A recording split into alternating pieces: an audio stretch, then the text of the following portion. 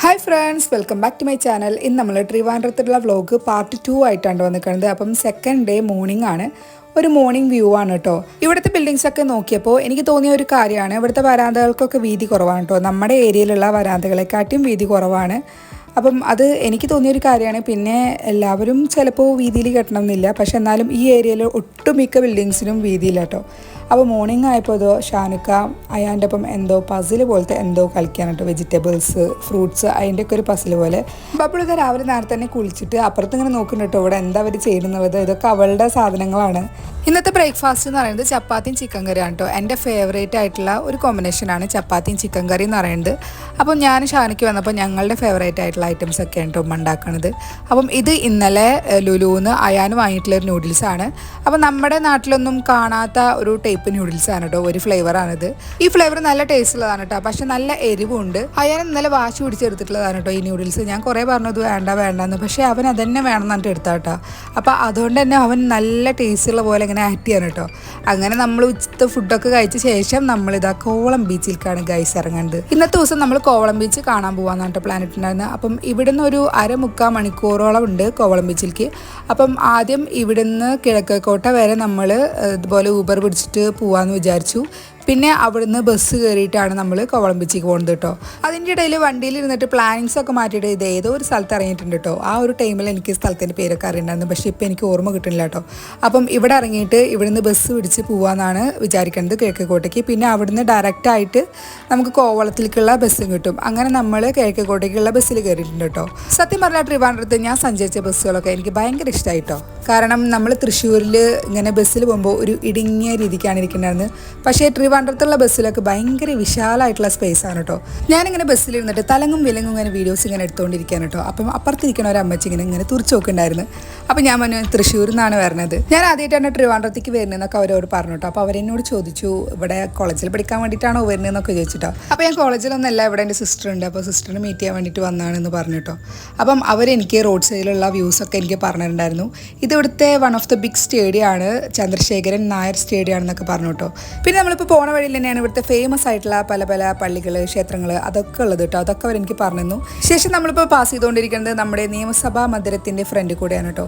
അപ്പം എനിക്ക് ഫോണിൽ കൂടെ എത്ര ക്ലാരിറ്റിയിൽ കിട്ടുന്നുണ്ടെന്ന് അറിയില്ല, പക്ഷെ നേരിട്ട് എനിക്ക് നല്ല ക്ലിയർ ആയിട്ട് കാണായിരുന്നു വിൻഡോസ് കൂടെ. സിനിമയിൽ മാത്രം കണ്ടിട്ടുള്ളതുകൊണ്ട് നേരിട്ട് കണ്ടപ്പോൾ ഒരു വാവ് ഫീലിംഗ് തോന്നിട്ടോ.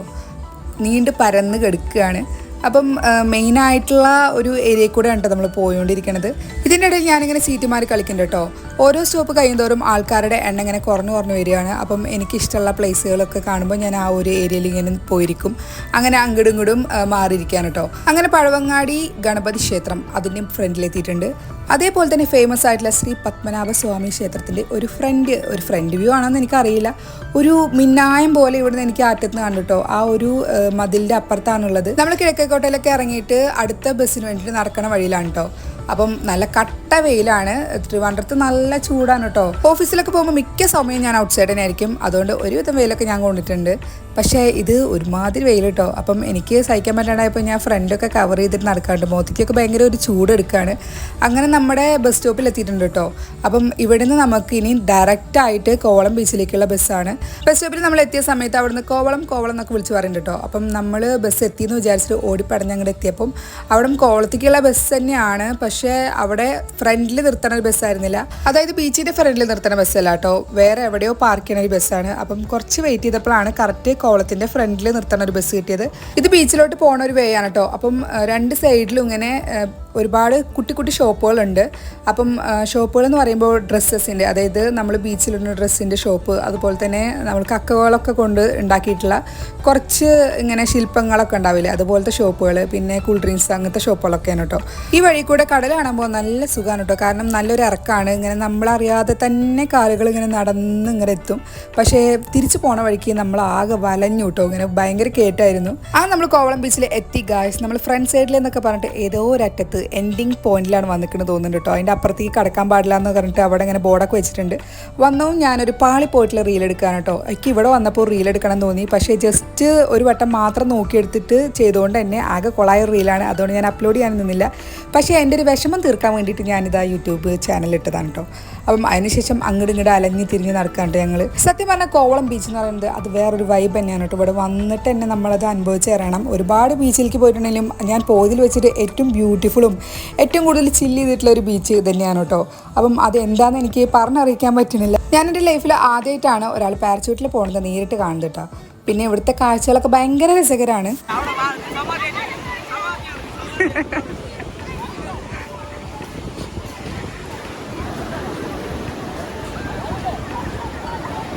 നമ്മൾ വന്ന സ്ഥലത്ത് കുറച്ച് നേരം നിന്നപ്പോഴാണ് നമ്മൾ ഈ കോവളം ബീച്ചിൻ്റെ ഏറ്റവും മുക്കിലാണ് എന്നുള്ളൊരു തോന്നൽ വന്നത് കേട്ടോ. കാരണം ആ അറ്റത്ത് ആ പാറക്കൂട്ടങ്ങളുടെ ഇടയിൽ ഒരു ലൈറ്റ് ഹൗസ് പോലെ എന്തോ, ലൈറ്റ് ഹൗസ് ആണോ എന്താണെന്ന് എനിക്കറിയില്ല, അതേപോലെ ഉണ്ട് കേട്ടോ. അപ്പോൾ ഞാൻ ഷാനിക്കാനോട് പറഞ്ഞു നമ്മൾ ഇവിടെ ഇങ്ങനെ നിന്നാൽ മതിയോ, ആ അറ്റത്ത് പോയി അതൊക്കെ കണ്ട് രസിക്കാം, അവിടെ പോയിട്ട് സൺസെറ്റ് കാണാമെന്നൊക്കെ പറഞ്ഞു കേട്ടോ. അങ്ങനെ നമ്മൾ നടന്നു പോവാണ്. അപ്പോൾ നടന്നു പോണ വഴിയിൽ ഒരുപാട് നല്ല നല്ല കാഴ്ചകൾ കണ്ടു കേട്ടോ. അങ്ങനെ നടന്നു പോയിക്കൊണ്ടിരിക്കുമ്പോഴാണ് ആ മുക്കിലൊരു ലൈറ്റ് ഹൗസ് കണ്ടത് കേട്ടോ. അപ്പം ഇതൊക്കെ എൻ്റെ ലൈഫിൽ ഞാൻ ആദ്യമായിട്ടാണ് അത് കാണുന്നത്. ശരിക്കും പറഞ്ഞാൽ ഞാൻ കോവളം ബീച്ച് കാണാൻ പറ്റും എന്ന് ഒരിക്കലും വിചാരിച്ചിട്ടില്ല കേട്ടോ. കാരണം നമ്മൾ തൃശ്ശൂരിൽ നിന്ന് കോവളം ബീച്ച് കാണാൻ വേണ്ടി മാത്രം നമ്മളിപ്പോൾ ട്രിവാൻഡ്രത്തേക്ക് വരില്ലല്ലോ. നമ്മുടെ നാട്ടിൽ തന്നെ ഇഷ്ടമായിരിക്കും ബീച്ച് ഉണ്ടല്ലോ. ആക്ച്വലി എൻ്റെ വൺ ഓഫ് ദ ഡ്രീം തന്നെയാണ് കോവളം ബീച്ച് എന്ന് പറഞ്ഞാൽ. നമ്മൾ കോളേജിലും അതുപോലെ തന്നെ ക്ലാസ്സിലൊക്കെ പഠിക്കുന്ന സമയത്ത് വെറുതെങ്കിലും നമ്മൾ പറയാറില്ലേ കോവളം ബീച്ച് പോകണം, മദാമ്മമാരെ കാണാം, അങ്ങനെയൊക്കെ നമ്മൾ പറയാറില്ലേ. ഞാനൊക്കെ പഠിക്കുന്ന സമയത്ത് ഒരുപാട് പറഞ്ഞിട്ടുണ്ട് കേട്ടോ, ഫ്രണ്ട്സിനൊക്കെ ആയിട്ട് ഇങ്ങനെ തമാശക്കൊക്കെ. അപ്പം ഞാനും ഷാനിക്കും മാത്രം വന്നിട്ടുണ്ടായിരുന്നുള്ളൂ. ഞങ്ങളുടെ പിന്നാലെ ഇതായാനും വന്നിരിക്കുന്നു കേട്ടോ. അപ്പം അവൻ നമ്മളോട് ആദ്യം വരുന്നില്ല എന്നൊക്കെ പറഞ്ഞിട്ടുണ്ടായിരുന്നു. അതുപോലെ ഉമ്മയും അനിയത്തിയൊക്കെ ആ മുക്കിൽ തന്നെ ഇരിക്കുകയാണ് കേട്ടോ. അവർ വരുന്നില്ല, അവർക്ക് നടക്കാൻ വയ്യ എന്നൊക്കെ പറഞ്ഞിട്ട് അവിടെ ഇരിക്കുകയാണ് കേട്ടോ. അപ്പം ഈ പാറക്കൂട്ടങ്ങളുടെ ഇടയിൽ കയറാൻ കുറച്ചേ പാടുണ്ടായിരുന്നു, അതും വീഡിയോ എടുത്തുകൊണ്ട് കയറാൻ. സത്യം പറഞ്ഞാൽ ഇതിൻ്റെ മുകളിൽ കയറിയത് ഭയങ്കര വർത്തായിട്ടുള്ള ഒരു കാര്യമാണ് കേട്ടോ. എന്താണെന്ന് വെച്ചിട്ടുണ്ടെങ്കിൽ ഇവിടെ നിന്നുള്ളൊരു സൺസെറ്റ് വ്യൂ എന്ന് പറയുന്നത് അത് ബ്യൂട്ടിഫുൾ ആയിരുന്നു. എന്ത് ഭംഗിയാണ്. ഞാൻ ഇത്രയും നല്ലൊരു സൺസെറ്റ് വ്യൂ എൻ്റെ ലൈഫിൽ കണ്ടിട്ടില്ല. അത്രയും നല്ല ഭംഗിയുള്ളൊരു സൺസെറ്റ് വ്യൂ ആയിരുന്നു കേട്ടോ ഈ പാറയുടെ മുകളിൽ നിന്നുള്ളത്. വർണ്ണനയിൽ അതീതമായ ബ്യൂട്ടി എന്നൊക്കെ പറയില്ല, അതാണ് കേട്ടോ. അപ്പം നല്ല രസമുണ്ടായിരുന്നു കാണാൻ വേണ്ടിയിട്ട്. ഇപ്പം വീഡിയോയിൽ കാണുമ്പോൾ നിങ്ങൾക്ക് എങ്ങനെ തോന്നുന്നുണ്ടെന്ന് അറിയില്ല, പക്ഷെ നേരിട്ട് കാണാനായിട്ട് ഭയങ്കര ഭംഗിയുണ്ടായിരുന്നു കേട്ടോ. അപ്പോൾ ഷാനൊക്കെ ദയാൻ്റെ കുറച്ച് ഫോട്ടോസൊക്കെ ഇങ്ങനെ സൺസെറ്റ് വ്യൂവിൽ എടുക്കാൻ കേട്ടോ. അങ്ങനെ നമ്മൾ കുറച്ച് നേരം സൂര്യൻ അവിടെ വെയിറ്റ് ചെയ്ത ശേഷം സൂര്യൻ പിന്നെ താഴത്തേക്ക് പോയി. പിന്നെ നമ്മളും കുറച്ച് നേരം അവിടെ ഇരുന്ന് നല്ല എന്താ പറയുക, നല്ല കാറ്റും നല്ലൊരു അന്തരീക്ഷമായിരുന്നു കേട്ടോ. അപ്പം ഇവിടെ നമ്മൾ കുറച്ച് നേരം എൻജോയ് ചെയ്തിട്ട് ഇവിടുന്ന് അടിക്കുള്ളൊരു വ്യൂ എന്ന് പറഞ്ഞാൽ നല്ല ബ്യൂട്ടിഫുള്ളാണ് കേട്ടോ. അങ്ങനെ ഞങ്ങൾ കുറേ ഫോട്ടോസും കാര്യങ്ങളൊക്കെ എടുത്തു. അതിൻ്റെ ഇടയിൽ 1-2 അടിപിടിയൊക്കെ കൂടി കേട്ടോ. അപ്പോൾ ഈ ചിരിക്കണ്ടൊന്നും നോക്കണ്ട, ഞങ്ങൾ നല്ലൊരു ഫൈറ്റൊക്കെ കണ്ടിരിക്കുകയാണ്. നേരാണ് ഫോട്ടോ എടുത്ത് തന്നില്ല എന്നൊക്കെ പറഞ്ഞിട്ട്. എന്താ ചെയ്യുക, എത്ര ഫോട്ടോ എടുത്ത് കൊടുത്താലും ഷാനക്കാക്ക് അതൊന്നും ഇഷ്ടമാവുന്നില്ല. പക്ഷേ ഷാനക്ക എടുക്കുന്ന ഫോട്ടോസൊക്കെ എനിക്ക് ഭയങ്കര ഇഷ്ടമാണ് കേട്ടോ. ഞാനെടുത്തത് മാത്രം എന്താ ഷാനക്കാക്ക് ഇഷ്ടമാകത്തെന്ന് എനിക്കറിയണില്ല. അപ്പം ഇവിടെ വന്നിട്ട് ഇവിടുത്തെ ഓർമ്മയ്ക്കായിട്ട് 2 ശില്പങ്ങൾ എടുത്ത് കൊണ്ടുപോകാൻ കേട്ടോ കക്കയിലുണ്ടാക്കിയിട്ടുള്ളത്. ഇപ്പം നല്ല ഇരുട്ടായി തുടങ്ങുന്നു കേട്ടോ. അപ്പം നമ്മുടെ ട്രിവാൻഡ്രത്തുള്ള സെക്കൻഡ് ഡേ വ്ളോഗും ഇത് എൻഡായിക്കൊണ്ടിരിക്കുകയാണ്. അപ്പം തേർഡ് ഡേ വ്ളോഗ്, അതായത് ഭീമാപള്ളി പോകുന്നുണ്ട്. അപ്പം എല്ലാം കൂടിയിട്ട് എനിക്കൊരു വീഡിയോ ആക്കാൻ പറ്റില്ല, അതുകൊണ്ടാണ് ഇങ്ങനെ പാർട്ട് ആക്കേണ്ടത്. നമ്മൾ വീഡിയോ വാച്ച് ചെയ്യാനും ലൈക്ക് ചെയ്യാനും ഷെയർ ചെയ്യാനും സബ്സ്ക്രൈബ് ചെയ്യാനും ഒന്നും വിട്ടു പോകരുത് കേട്ടോ.